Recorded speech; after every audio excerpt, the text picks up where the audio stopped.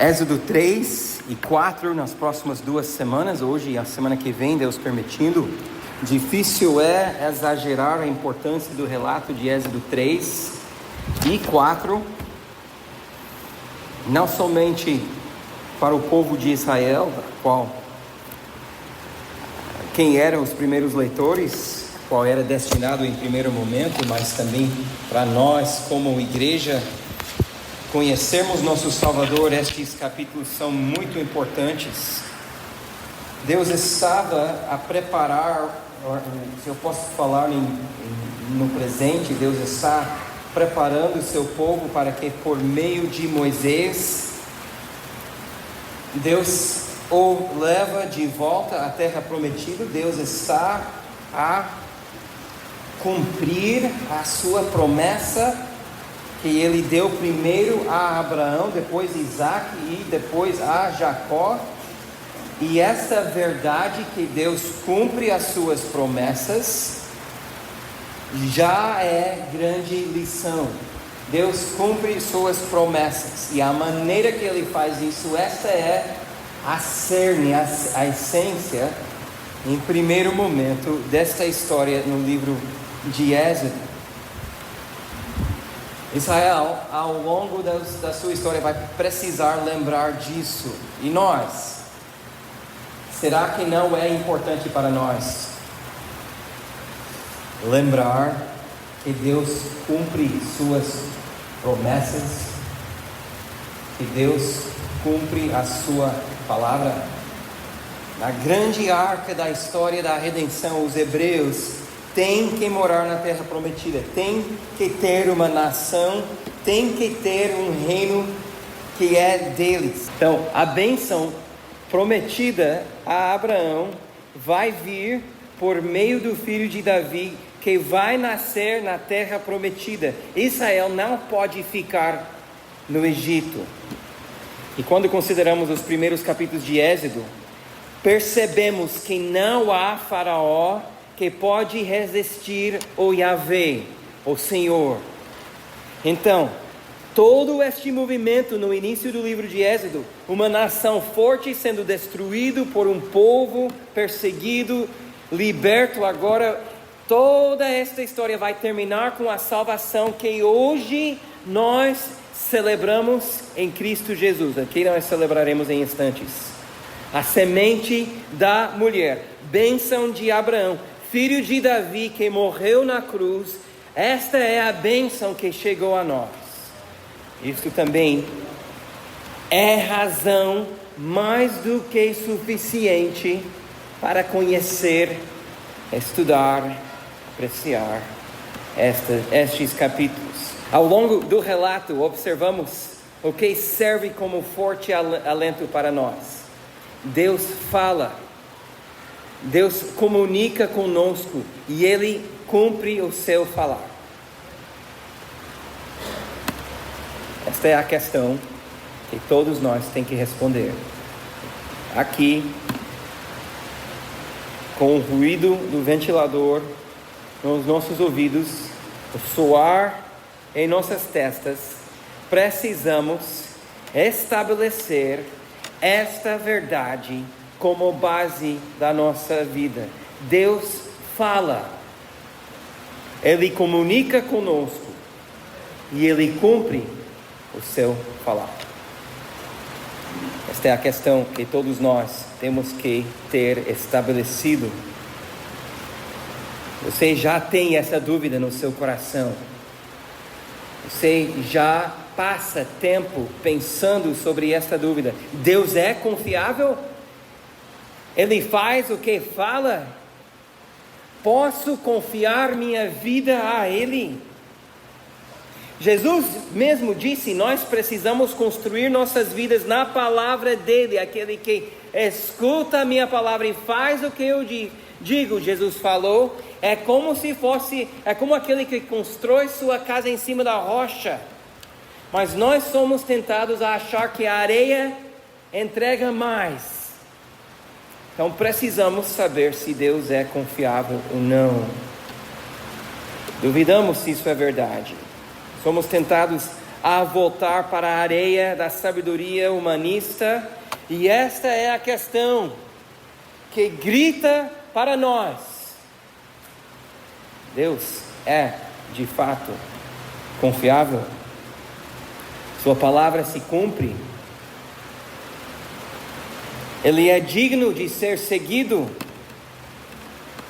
Então observamos e lemos este relato com nossos olhos abertos, pois não é um drama sobre justiça para um povo perseguido. O propósito desta história é doxológico. Vamos adorar a Deus por quem Ele é ou não? Serviremos o Yahvé ou voltaremos aos outros deuses? Seguiremos Ele ou ficaremos no deserto de Midian, cuidando das ovelhas? Romanos 11:36. Porque dele, por meio dele, para ele são todas as coisas. A ele seja a glória para sempre. Amém. E a história do Êxodo tem tudo a ver com nossa adoração ao Deus verdadeiro. Podemos confirmar com Paulo que para ele são todas as coisas da minha vida.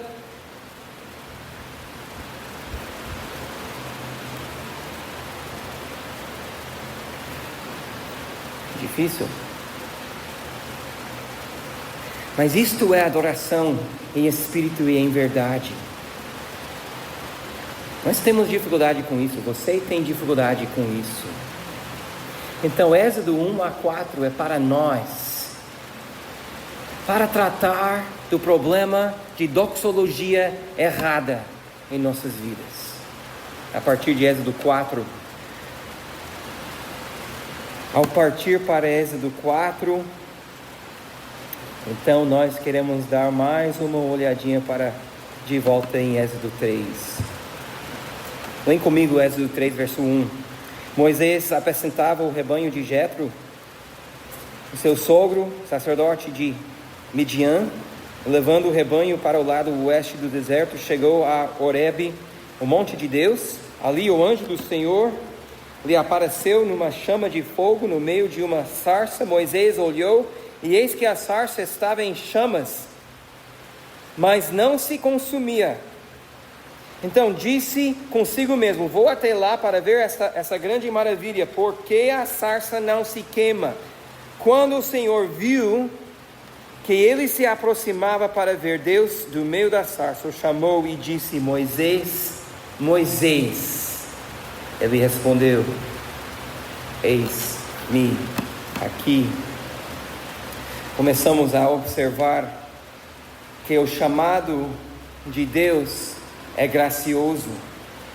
O chamado de Deus é gracioso. Isto observamos em verso 4. Deus vem ao encontro com Moisés, e é um encontro inesperado. Aliás, por tudo que parece, Moisés vivia em Midian não como um hebreu israelita, mas como um midianita. Aqui ele já chegou aos seus 80 anos de idade, e embora ele nasceu, isso é o capítulo 1, ele sobreviveu também, tudo isso era sobrenatural. Deus estava com sua mão protegendo a vida dele desde o início.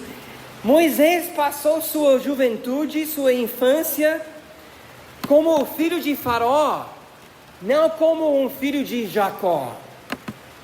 Enquanto sua família sofria, ele passava bem, e ao deixar Egito, ele saiu como um refugiado correndo, porque não tivera o respeito dos seus irmãos israelitas.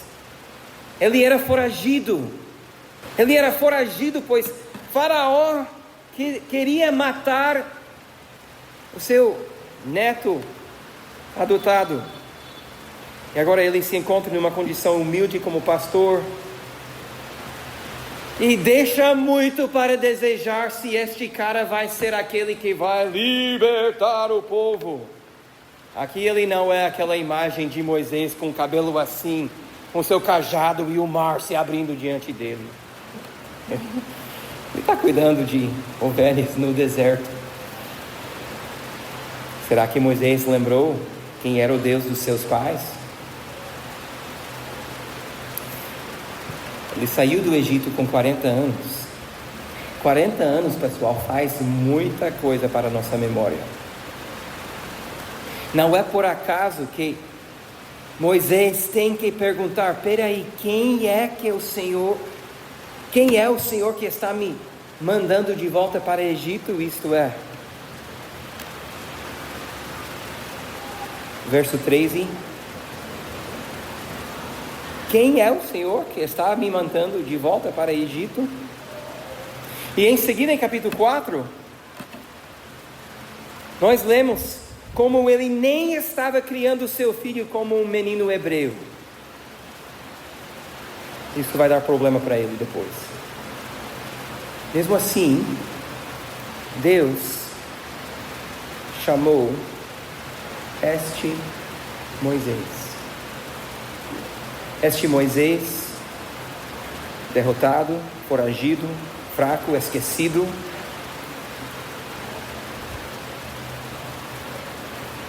Moisés que havia desistido, não era aquele Moisés autoconfiante que matou um e depois foi para se meter com os outros. Este Moisés é perdido, porque o chamado de Deus é gracioso. Deus não chama por mérito. Aliás, é apesar do desmérito que Deus chama. Moisés perdeu suas qualificações, ele mesmo desacreditou ser possível, capítulo 4, mas isso não muda os propósitos de Deus. Lembramos que a graça é um favor imerecido, justamente para que a glória pertence a Deus, quem chama, e não aqueles que são chamados. Meus amados, é isto que nós vemos do início ao fim da Bíblia. Aqui nós estamos em Êxodo 3. Estamos no 53º capítulo desta Bíblia, e já é padrão. O chamado de Deus é gracioso, como no caso de Adão, escondido no jardim, sentindo culpa e medo, envergonhado, cobrindo seu corpo com folhas, tentando achar um lugar onde Deus não o vê, e ele escuta a voz de Deus chamando: cadê você, Adão? Como no caso de Noé, vivendo com cada imaginação do seu coração, da sua mente, longe do Senhor, e Deus vem para ele e mostra graça para ele poder cumprir os propósitos do Senhor. Ou Abraão, que era um pagão idólatra, quando foi chamado por Deus, e assim vai. Lembra de Samuel, o profeta que foi ungir o próximo rei de Israel, e ele lá olhando os irmãos de Davi, cada um mais bonito e mais forte do que o próximo, Samuel pensava ao ver: essa aí é presidenciável, ou essa aqui vai guiar nossa nação, olha como ele é forte, bonito, alto.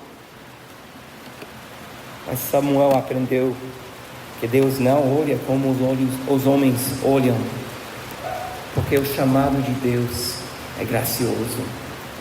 Era graça Deus vir ao encontro de Moisés desde a sarça. Como é graça chamar você e eu. Meus amados, não é que somos melhores do que o outro porque conhecemos a Deus. Se fosse assim, não seria graça. Mas Deus chama as coisas fracas deste mundo para que a glória seja toda dele. Isso é número 1. Olha de novo o final de verso 4. O chamado de Deus requer uma entrega total. Isso é a resposta de Moisés. Eis-me aqui, disse Moisés. E esta frase não é somente uma declaração espacial para que Deus pudesse saber onde Moisés estava quando ele chamou. Deus não estava procurando Moisés, querendo saber onde ele estava. Quando Moisés diz, eis-me aqui, a expressão é como dizer, estou à disposição. Eis-me aqui. Agora, Moisés vai ainda ter suas dúvidas, como nós lemos aqui em capítulo 3, ainda mais em capítulo 4. Mas ele começa bem, aqui no verso 4. É dizer, eis-me aqui, faça comigo o que precisar, seja feita a sua vontade, quero cumprir a sua palavra. Quando Abraão conversava com seu filho Isaque para fazer aquele sacrifício no Monte Moriá, esta era a resposta do Abraão. Ele falou esta mesma expressão quando ele estava com sua faca levantada para matar seu filho Isaque, e Deus chama ele e diz, Abraão, e Abraão diz, eis-me aqui. É o que Isaías também disse a Deus quando viu a glória do Senhor e ouviu os anjos cantando sobre a santidade de Deus, e Deus perguntando, quem irá por nós? Isaías 6, Isaías disse, eis-me aqui. Isto é responder ao chamado gracioso de Deus, é prontidão para ser praticante da palavra e não somente ouvinte.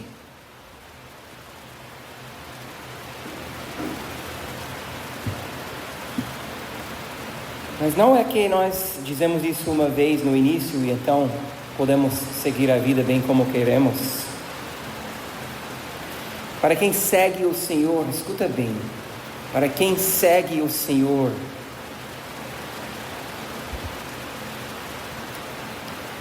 dizer eis-me aqui é uma postura, um estilo de vida, não um evento único. Moisés vai ter problemas com isso depois. Ele vai dizer como se fosse ao Senhor. Ele vai dizer, é verdade, se podemos pensar assim, ele vai dizer ao eu sou, ele vai dizer o Senhor errou. Porque ele não quer e não acredita. Isso é capítulo 4. Isso é o contrário do eis-me aqui que ele veio aqui. Que ele fez aqui. Eu acho que é isso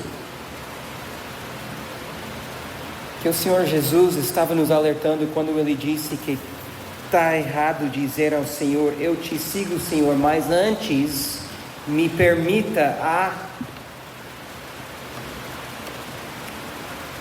Lucas 9, se você ir lá para o final de Lucas 9, se você quer ver este trecho, Jesus fala para muitos que parecem que querem seguir Jesus, mas sempre colocam alguma prioridade antes do Senhor na sua vida. Senhor, quero te seguir, te sigo, mas antes me permita, mas antes eu vou, mas antes eu quero, mas antes eu... Interessante que no meu país morreu recentemente um cara famoso por sua arte e histórias em quadrinhos, o criador da personagem Dilbert, ou Gilbert, que era uma figura, uma personagem que ele fazia piadas da vida de escritório, de trabalho. O nome dele era Scott Adams, ele morreu recente, faz pouco tempo, de câncer. E pouco tempo antes dele morrer, ele refletia sobre sua morte e comentou que não tivera nenhuma intenção de seguir a Cristo, mas que nenhum amigo crente dele precisava se preocupar, pois sua intenção, ele falou, eu ouvi com a minha própria voz, sua intenção era aceitar Jesus no seu leito de morte. Ou seja, ele dizia, eu te sigo, Senhor, mas antes me permita viver como eu quero. Agora, Deus é o último juiz do coração do homem. Eu vou deixar o Sr. Adams com Jesus. Mas ele nos avisou já quanto a este tipo de pensamento. Ninguém que põe a mão no arado e olha para trás é apto para o reino de Deus. O chamado de Deus requer uma entrega total. Isso é número 2. Número 3, então, o chamado de Deus é santo. Isto é versículos 5 e 6. Êxodo 3, 5 e 6. Deus continuou: não se aproxime, tire as sandálias dos pés, porque o lugar em que você está é terra santa. Disse mais: eu sou o Deus de seu pai, o Deus de Abraão, o Deus de Isaque, o Deus de Jacó. Moisés escondeu o rosto porque teve medo de olhar para Deus.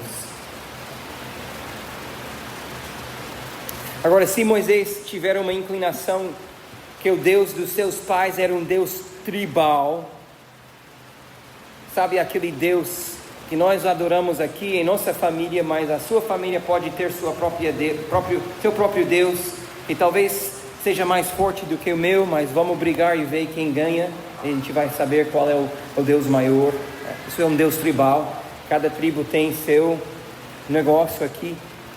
Se Moisés tiver uma inclinação que o Deus de seus pais era um Deus tribal, sujeito a uma força maior, ele está precisando entender a santidade de Deus.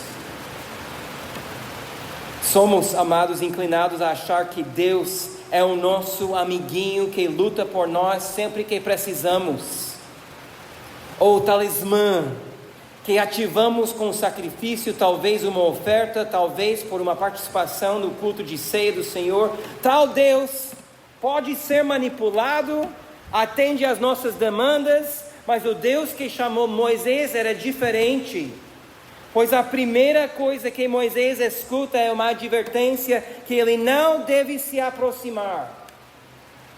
É a sarça em chamas, mas este fogo é um perigo para o imundo que chega perto dele. Este fogo que não consumia a sarça é um perigo para o mundo que chega perto dele. Matthew Henry observou: Deus o alertou contra a irreverência, contra uma aproximação precipitada. O chão era santo porque o Deus que estava na sarça é santo. Porque Deus é santo, seu chamado é santo. Mas Moisés não é santo. Tire suas sandálias, Moisés, não se aproxime. Busquei uma palavra contrária ou oposta à palavra santa, ou santo, e Google me deu a palavra humana. Primeira palavra que apareceu. Primeira opção. Deus é santo, Moisés é humano. Isso está certo. É correto. Porque há uma diferença fundamental entre Moisés e entre Deus, que Moisés precisa respeitar. E ninguém se aproxima a Deus, a não ser aquele que Deus mesmo... Ninguém se aproxima a Deus, a não ser que Deus mesmo faz uma provisão. Nós vamos ver isso ainda mais forte nos próximos capítulos em Êxodo. Mas Moisés precisava pensar sobre isso hoje, aqui em capítulo 3.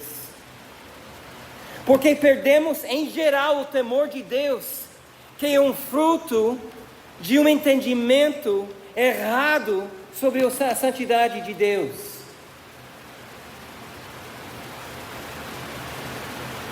Talvez essa história ajude a gente a entender. Lembra do coitado Uzá? Uzá era o copiloto da infamosa carroça de boi que levava a arca de Deus de volta a Jerusalém. sob as ordens do rei Davi. Quando o boi tropeçou e a arca balançou, Uzá estendeu a sua mão para segurar a arca e Deus o matou.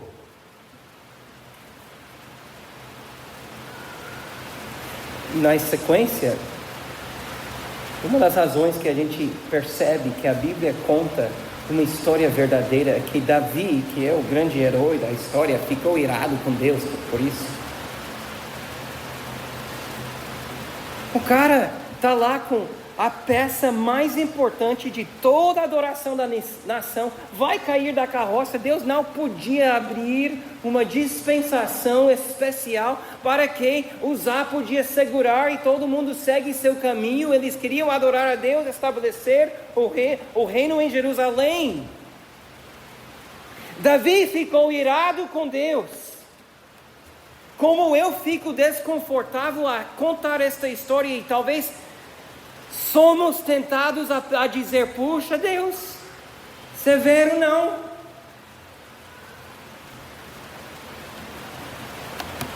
É 2 Samuel, tá?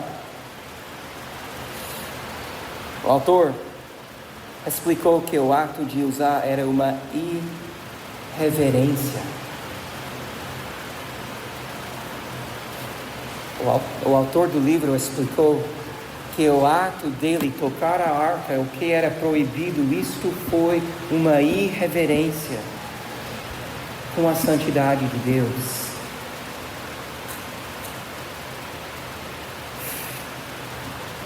Salvar a arca? Mas tem algo sobre aquela arca, sobre a santidade de Deus, que Davi não entendeu, pelo menos naquele dia. E se nós não cuidarmos, nós também não entendemos. Por isso que precisamos da palavra de Deus. O que é que vai contaminar a arca? O que é que vai contaminar a arca? Não vai ser a terra.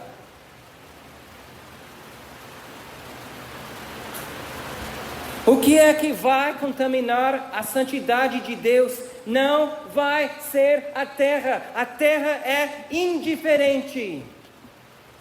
Mas os seres humanos são imundos.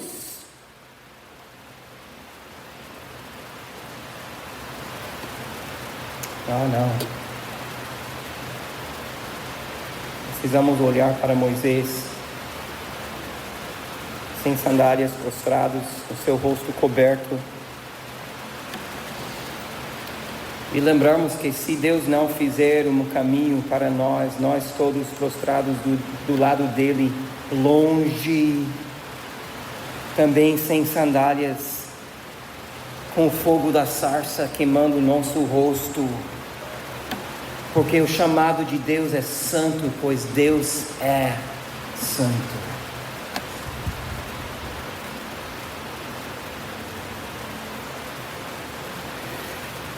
Que o Senhor tenha misericórdia do seu povo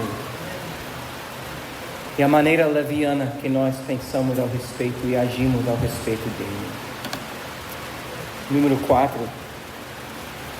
O chamado de Deus tem base na pessoa de Deus. Isto é, a conversa que acontece a partir de verso 13. Êxodo 3, verso 13. Moisés disse para Deus: eis que quando eu for falar com os filhos de Israel e lhes dizer: o Deus dos seus pais me enviou a vocês, eles vão perguntar qual é o nome dele, então o que lhes direi? Deus disse a Moisés: eu sou que sou. Disse mais assim: que você dirá aos filhos de Israel: me enviou a vocês. E verso 15, Deus ainda disse mais a Moisés: assim você dirá aos filhos de Israel: o Senhor, o Deus dos seus pais, o Deus de Abraão, o Deus de Isaac, o Deus de Jacó me enviou a vocês. Este é o meu nome eternamente, assim serei lembrado de geração em geração. Jesus pega este nome de Deus quando ele é perguntado sobre vida pós-morte, e Jesus diz: Deus é Deus dos mortos ou dos vivos? Ou seja, Abraão, Isaac e Jacó, embora mortos muito tempo, ainda vivem. diante de Deus. O que significa Yahvé, o eu sou? Bem, eu não tenho coragem de tentar pronunciar a hebraica como o pastor Davi fez para nós na semana passada. Aliás, se você estava conosco semana passada, você vai lembrar que o pastor Davi já respondeu a esta pergunta. Eu só quero reforçar o que já ouvimos.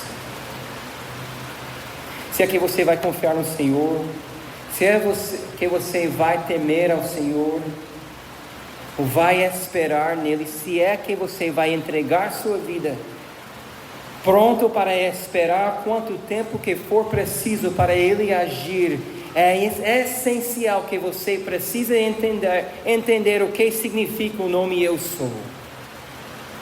Você precisa agir antes de Deus quando parece que Deus se atrasa. Meu amigo, Deus não atrasa. Para convencer nosso próprio coração disso, precisamos lembrar do Eu Sou. Eu tenho 6 características. Antes que nós concluirmos, vamos rapidamente com esses. O Eu Sou é o autoexistente. Ser Eu Sou, que sou, significa ser autoexistente. Ele não necessita de ninguém nem de nada. Em si mesmo ele tem, ele produz, ele faz, ele termina. Ele é autoexistente porque não tem quem o gerou. Ele não tem pai, ele não tem sucessor. Ele não precisa de nada, muito menos. Ele não precisa de nada para ser mais ou menos do que ele é. Por ser autoexistente, ele é autossuficiente. Não tem quem pode, pois não precisa suprir as suas necessidades. Ele não tem origens. Ele nunca começou, ele nunca tem fim. Ele também é eterno. O Eu Sou é o eterno. Ou seja, ele não falou eu era, nem eu serei. De eternidade a eternidade, eu sou, sem começo, sem fim. Ele é quem criou o tempo, não se submete ao tempo, por isso não haverá quem vem depois dele. Não haverá tempo quando ele não é. Ele é eterno, ele é presente. O Eu Sou é presente, ele é presente porque não está em outro tempo, não está em outra época. Ele está presente, ou melhor dizer, onipresente. Ele está em todo lugar porque ele é. O Eu Sou não havia esquecido do seu povo no Egito, nem podia esquecer da sua promessa, pois ele é presente. Por ele estar em todo lugar, ele é soberano. Ele pode executar os seus propósitos, porque ele está em todo lugar. Número 4, ele é imutável. Ele é Eu Sou. Entretanto, ele não cresce, não aprende, não muda, não se transforma, ele não melhora, ele não diminui, ele não perde, ele não volta para trás. Ele é imutável. Ele é. Então, ao falar ontem, é como se terá falado amanhã. Este que sabe discernir entre o que aconteceu ontem e o que acontecerá amanhã, não pode ficar surpreendido por uma ocasião inesperada ou uma resposta inadequada. A sua verdade é como ele é. E amanhã acordaremos com novos desafios, novos pensamentos, novas ideias e arrependimentos, mas o Eu Sou é. O salmista disse em Salmo 139: quando eu acordo, ainda está comigo. Ele é imutável. Número 5, ele é simples. Ou seja, nós queremos dizer que Ele é conhecível. Ele é o eu sou. Entretanto, necessitamos conhecê-lo e podemos conhecê-lo. Ele é simples, pois Ele não ficou para a história, para ter camadas e camadas de informações que precisamos pesquisar para chegar nele. Não, também tem camadas de deuses que precisamos chamar antes de chegar nele. Isto é, o mundo da mitologia e de super-heróis. Estes semideuses precisam de seus martelos mágicos e seus amigos que têm escudos mágicos. Mas Deus não, Ele simplesmente é. Ele é. Então não tem outro. Eu sou. E embora no Espiritismo podemos buscar chamar um Espírito mais poderoso, ou subir um degrau no pirâmide de força, Deus simplesmente é. Não existe essas coisas com Ele. Não precisamos ofertar hoje para o santo que cuida da prosperidade, e amanhã para o Deus da serra e da chuva, e no outro dia celebrar a festa daquele que cuida da fertilidade. Ele é o eu sou, Ele é simples, Ele é tudo. Como Paulo escreveu ao Rei eterno, imortal, invisível Deus único, 1 Timóteo 1, número 6. Ele é único, não há outro, não tem rival. Como o pastor disse, Ele é o eu sou, para que os demais podem dizer, eu não sou.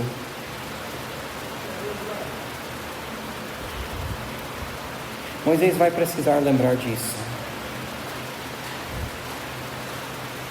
Sabe que o faraó que ele vai enfrentar, faraó se achava divino, um Deus. E todos os membros do seu corte achavam a mesma coisa.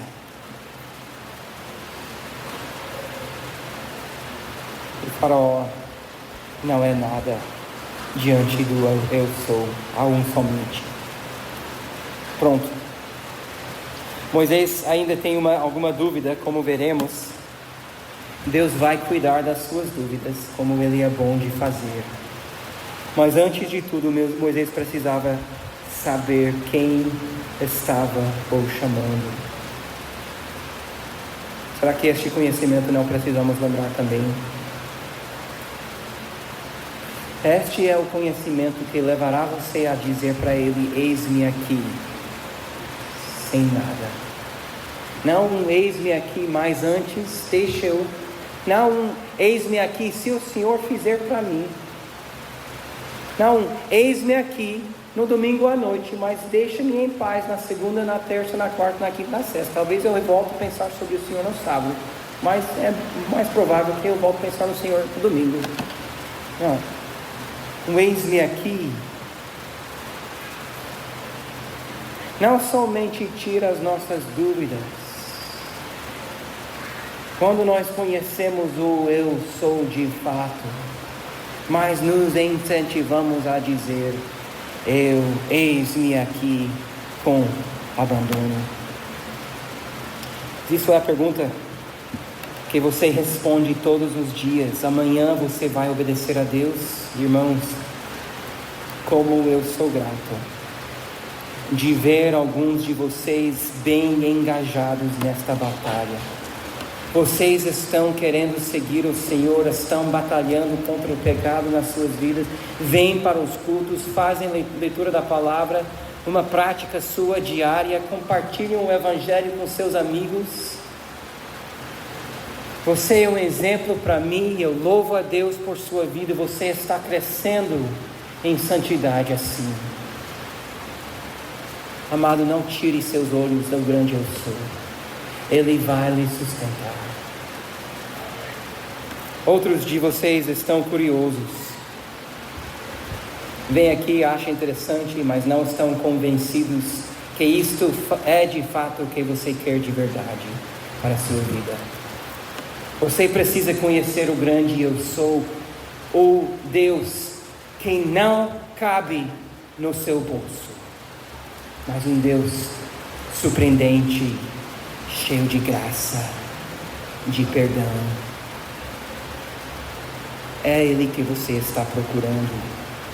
Ele, na verdade, não esperou você achar Ele veio para você em Jesus Cristo. Enviou seu Filho para morrer na cruz no seu lugar. E este Filho, Jesus Cristo, disse para você: venha a mim, todos os sobrecarregados e cansados,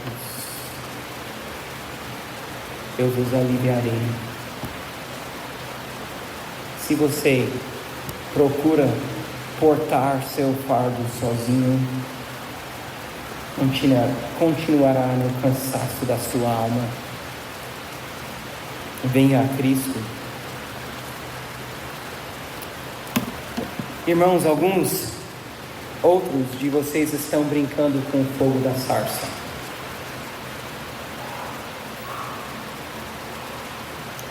Dizem que são crentes, confessem a Cristo, mas dão pouco caso ao Senhor e ao seu chamado.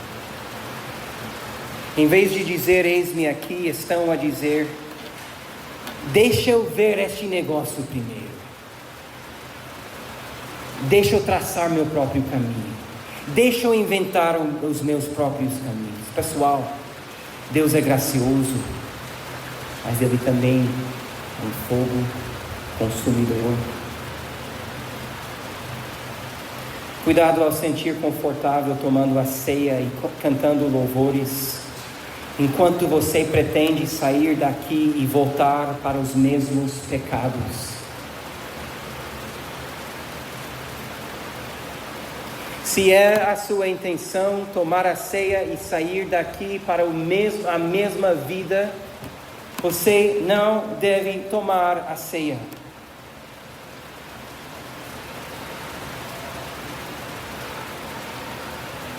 Essa é uma decisão trágica.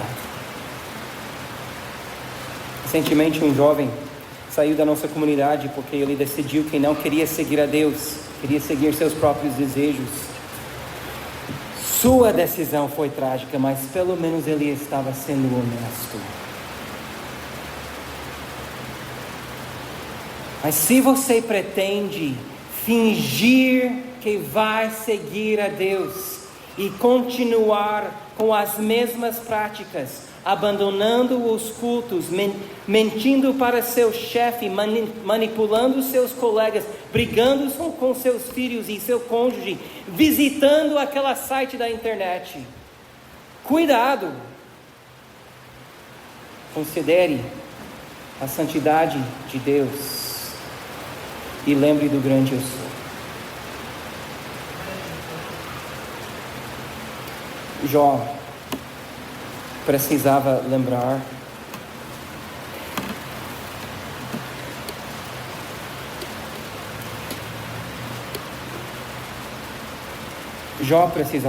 ele se defendeu, ele insistiu, ele reclamou, ele se queixou. E se alguém na face da terra tiver razão, é o nosso irmão Jó. Só que não tiver razão, como ele aprendeu, como também outros disseram, o que nós sofremos aqui na terra é sempre menos do que merecemos. E Deus veio ao encontro com Jó, para confrontar o coração dele. A pergunta era essa: Jó, tem sabedoria para ser juiz do seu próprio coração, da sua própria vida? E então Deus aponta para o mundo natural para ilustrar que Jó nem tem como explicar o mundo em que ele vive, muito menos que ele enxerga ou vê o seu próprio coração. Depois de uma longa palestra, Jó respondeu: bem sei que tudo podes, e nenhum dos teus planos podem ser frustrados. Tu perguntaste: quem é este que sem conhecimento cobre os meus planos? Na verdade, falei do que não entendia, coisas que são maravilhosas demais para mim, coisas que eu não conheci. Disseste: escute, porque eu vou falar. Farei perguntas e você me responderá. Eu te conhecia só de ouvir, mas agora meus olhos te veem. Por isso, me abomino e me arrependo no pó e na cinza. Que seguimos o exemplo do nosso irmão João, com a mesma atitude e o mesmo arrependimento. Amém.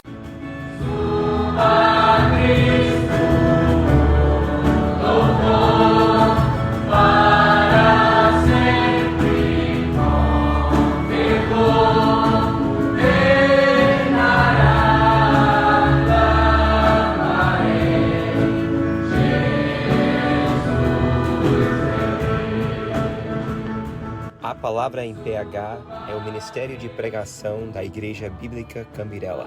Nós reunimos todos os domingos às 18 horas na Palhoça, na Grande Florianópolis. Busque por Igreja Bíblica Cambirela no Google ou procura no Instagram @ibc.palhoca.